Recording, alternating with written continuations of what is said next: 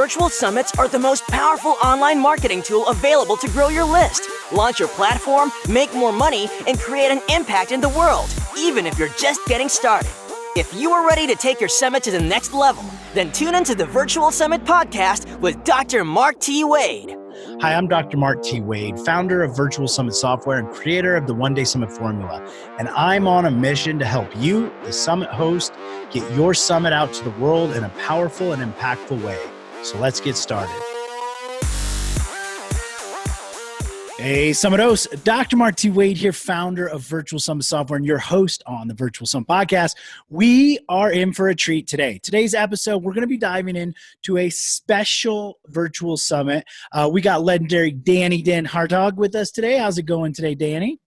Hey, Mark. Great to be here, man. Thanks for having me. I'm so excited you're here with us. I cannot wait to dive into the interesting summit that you put on. We're going to look at some of the things that work, some of the challenges that you experience, some of the complexity behind what you decided to do and how you decided to do it, and it's going to be a blast. Now, before we jump into the summit goodies, why don't you take a moment and just quickly tell the audience a little bit more about yourself? Yeah. Hi, everyone. Thanks a lot for listening. My name is Danny Den Hartog, and I am the founder of Coach Africa. I see myself as a social entrepreneur. I'm a certified knowledge broker from the Tony Robbins KV program, and I'm an international business coach. And I really believe in that business has an essential role. It really can be a force for good in the world. And I think that the role of business as maximizing shareholder value is really over, right? People are expecting businesses to make a difference in the world and to solve real problems out there. And we don't need another type of toothpaste, right? So that's really what I believe. And I kind of wear two hats. So first of all, I support businesses with access to global markets through international business coaching and consulting. And secondly, I also incubate social ventures that work on different sustainable development goals. So that is what Coach Africa is about. Love that. Excellent. Well, that brings us right to the next point of this. Why don't you talk to us about the summit that you ran? Kind of how did you come up with the idea to begin with? And then just give us a little overview of what the summit actually was. Yeah. Thanks, Mark. So what I pulled together is we organized the Coach Africa Women Impact Summit. So one might think like, okay, what is a guy doing in putting together a Women Impact Summit, right? I think that's a very fair question to ask.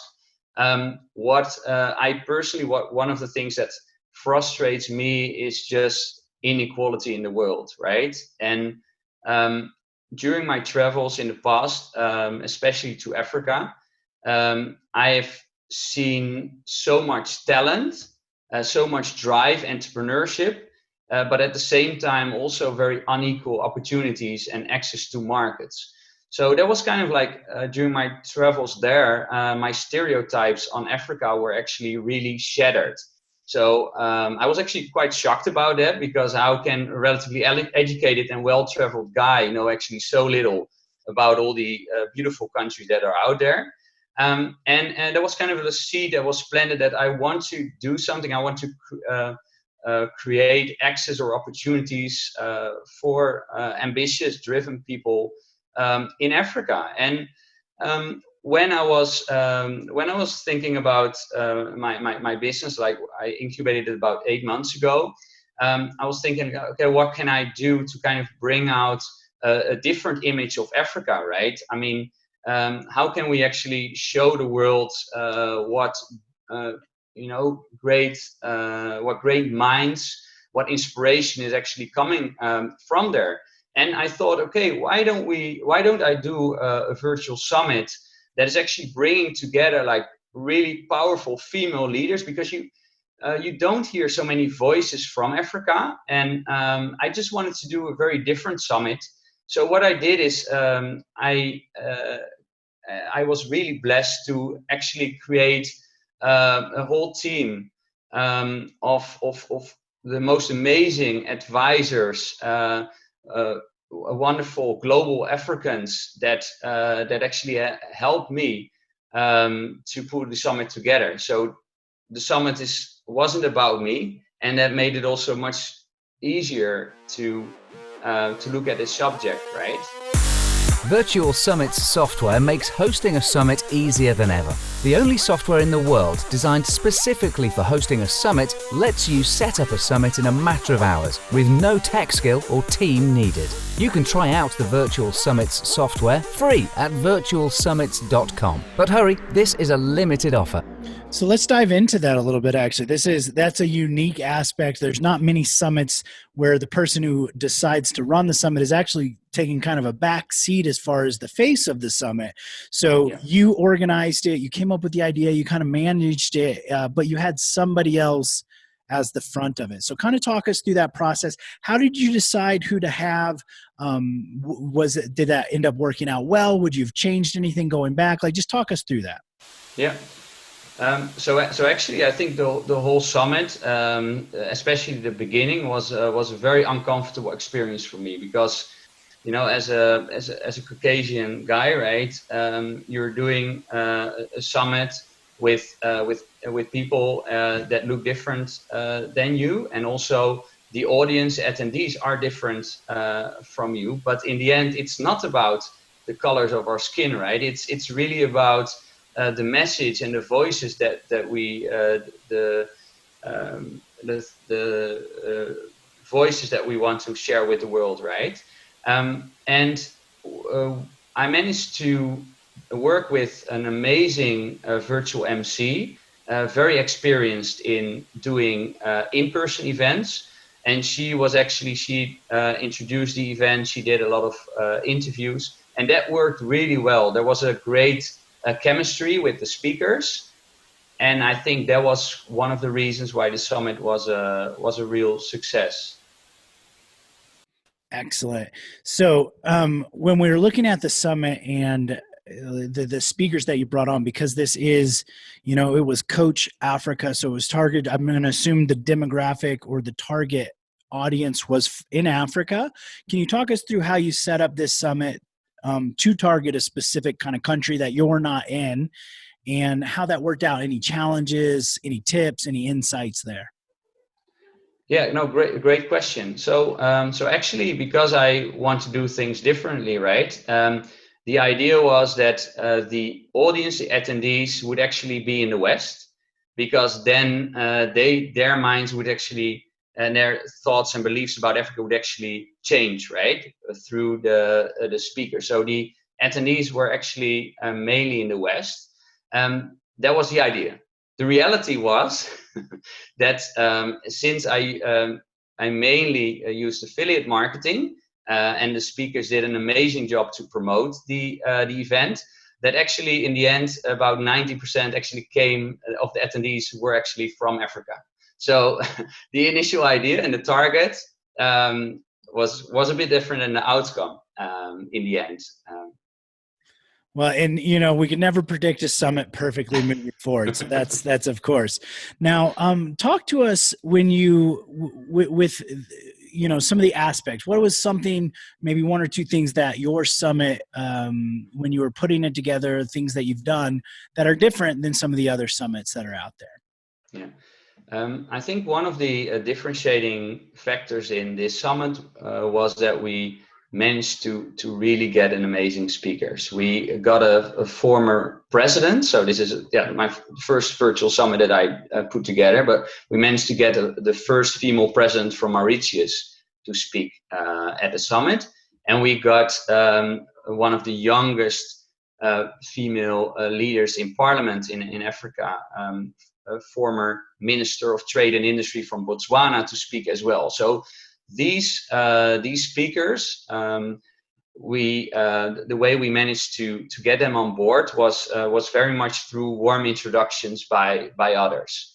So I didn't have I didn't have much of a network prior to this summit in this space, and I just started to ask people, like for example from embassies, okay, who are the people from your country that inspire you most, right? So then they mentioned a few names, and then my next question was, okay, great, are you able to introduce me to them? So that's the way that I actually got in touch with some of these people, and that's probably for me that's been one of the most rewarding aspects of the summit. Just to kind of my mind was blown by the content of these speakers. So that's one of the differentiating factors that I would say, that we just had a very different type of speakers that unfortunately we don't hear enough about, right? Just simply because of the geography that they are coming from. And I think that is just plain wrong, right? Our systems are just not set up in a way to support people that we'll not go on in that, but it's absolutely. So I want to circle back to one of the things we were talking about with you creating a summit, coming up with the idea, and then having somebody actually facilitating or hosting the interviews. Did you come up together with the idea of what the interviews would be about? Were each interview a little bit different? Did the host provide you with talk us through how you did that? Because I'm sure there's others out there going, you know what, this would be really great. I'd love to run a summit, but I don't necessarily want to be the face of it, or I don't want to do all the interviews. Maybe I could bring somebody on. So let's talk about the challenges and the benefits to this and how you actually orchestrated it or organized it to make it work effectively. Yeah, so what I started out with is I started to think about, okay, what is the actual transformation that we want people to go through during the summit? So where do they start, right, and where do they end up? And then over these 3 days, we kind of established about like what. So the summit theme was how to become unshakable in uncertain times, right? And it was very much about providing people with the attendees with tools and strategies to actually master their mindset, to have actionable strategies to change their business around in these days, or just to be safe, right, and to strengthen their certainty. So these were some of these transformational aspects that we wanted speakers to touch upon. And then we just created a number of blocks or main themes per day. And we and I talked with the virtual MC about, okay, so we prepared these interviews together, and but she had a great amount of freedom because she just knows it's coming naturally to her. So we didn't really need to kind of micro manage that process at all. She was just an amazing MC, and it kind of it worked naturally. So I guess my advice would be like, it really depends on the person that you have on the other side of the table, right? Is it an experienced person, and do you have trust in their capabilities? Then you can kind of leave a little bit more freedom, but just kind of determine the main outcomes with your moderator. Be sure to check out the speaker management tool inside your virtual summit software, which lets you quickly and easily recruit and manage your speakers on your virtual summit, literally eliminating hundreds of hours of work. Get more information at virtualsummits.com. Excellent. So let's switch gears a little bit and go towards any challenges that you experienced when setting up this summit. Sure, there were definitely many, Mark. So the first challenge was that Summit is a big project, right? And I probably grossly underestimated the amount of work that it kind of took to put it together, right? And it wasn't. I didn't plan it at the beginning as a project. So what saved me was that I set a date at the beginning, right? So okay, it was just 3 months later, and the clock was ticking. But if I would have set specific mini milestones, right, and I would just have chunked it down into the specific blocks and just would have tracked my progress, then I would have made it much easier for myself. But now at the start, I was just working on a summit logo or some stuff that didn't really move the needle. So in hindsight, I wasted a lot of time on trivial things, which actually was at the cost of my marketing, which obviously is one of the most important activities. So one of the challenges that I experienced is that 11 days prior to the start of my summit, I actually didn't have a single attendee at that time. So, I mean, can you imagine how stressed I was? I had these most amazing speakers, right? I had 20 plus 26 speakers. And I just hadn't sold any single ticket because I initially worked with a paid model. But yeah, since I didn't do any marketing, I just didn't have any attendees.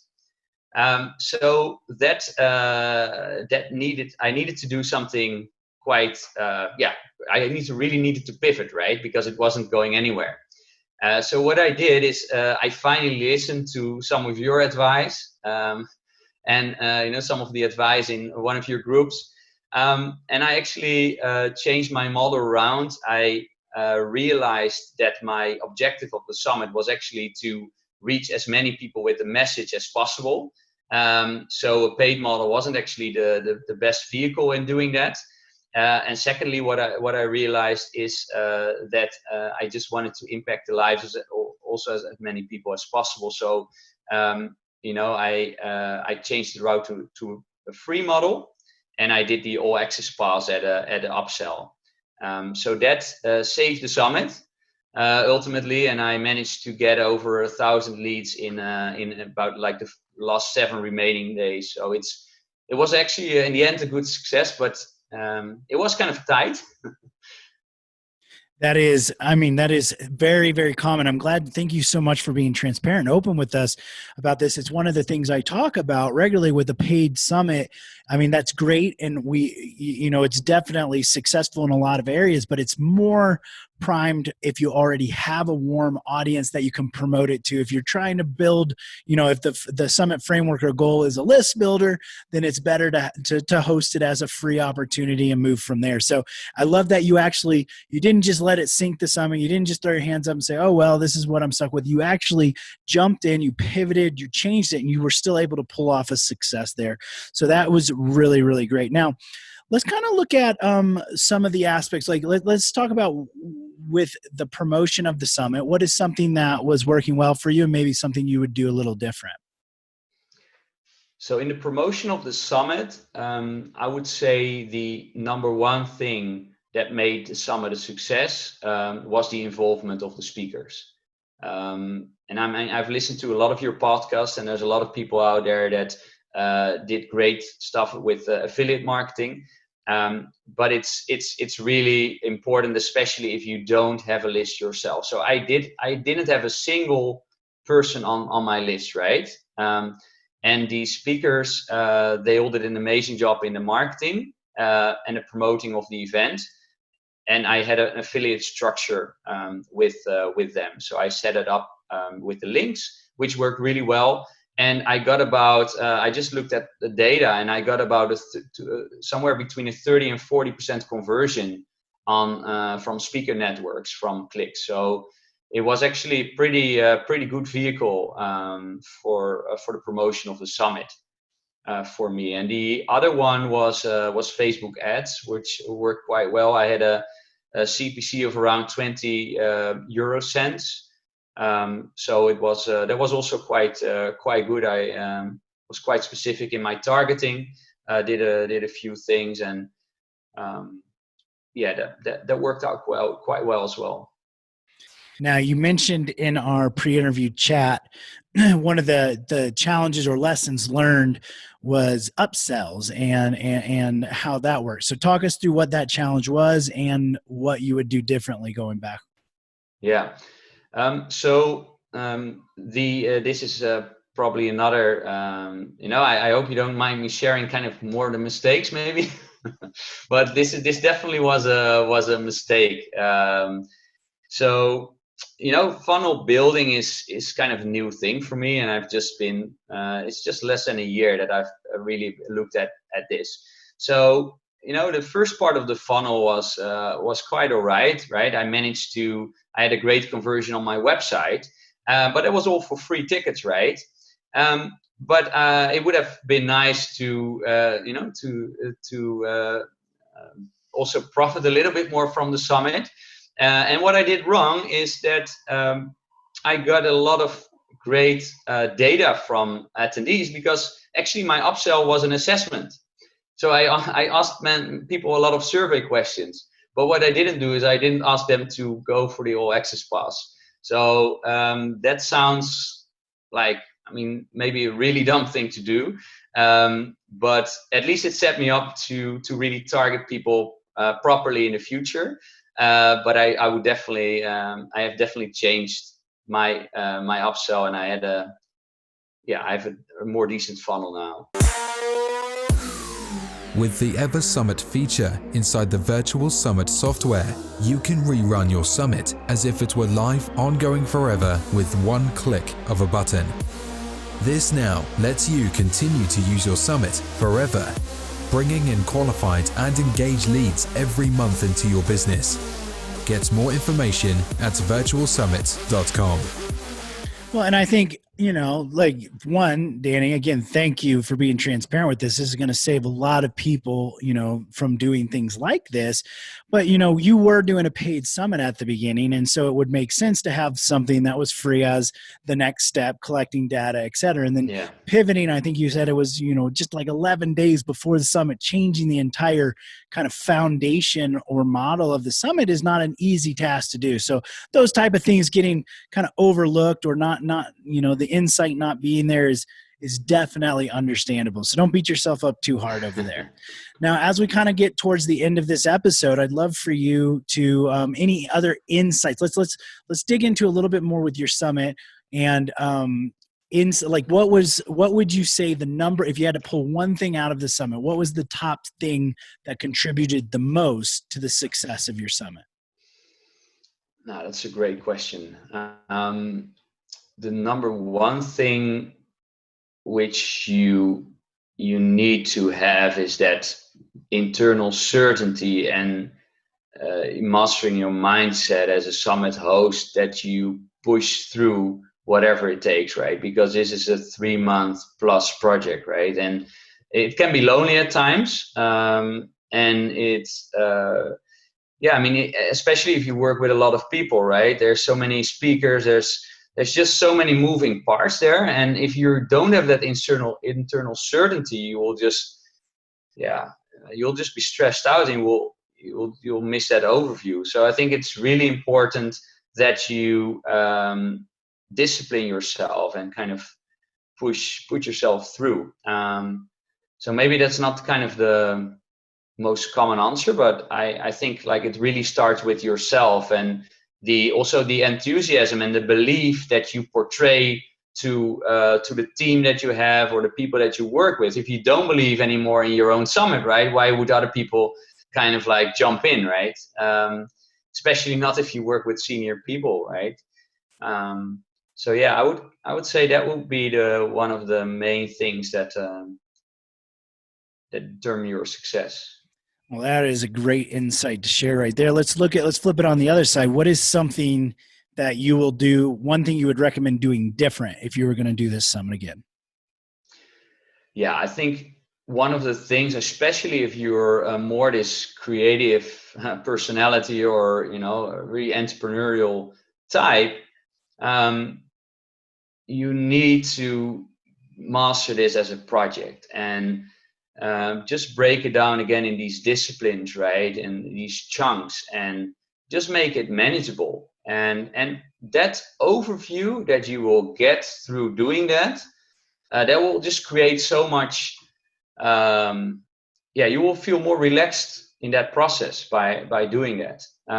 So I would definitely have done some proper project management at the beginning, and just making sure that I ticked some more boxes at the beginning so that I wouldn't be so stressed out at the end. So that would, if you don't do that, I mean, I still pull off a great summit, right? But in hindsight, I mean, if I would have got some more advice, maybe on my funnel, right? If I would have focused more on some of the needle moves at the start, then I could have really done this, I think, even better. That is great information to have. Now, Danny, I know everybody's going, well, Mark, how do I reach out to Danny? Where do I get in touch with him? How can I follow up with him? Why don't you let everybody know how to best get in touch with you and where you're hanging out at? Sure. So I would love to hear back from you, even on some of the comments or on the summits that you guys are building, right? I'm organizing a new summit in 3 months' time. It will be on African business, and any partnerships and any people that would like to partner or speak or sponsor the summit.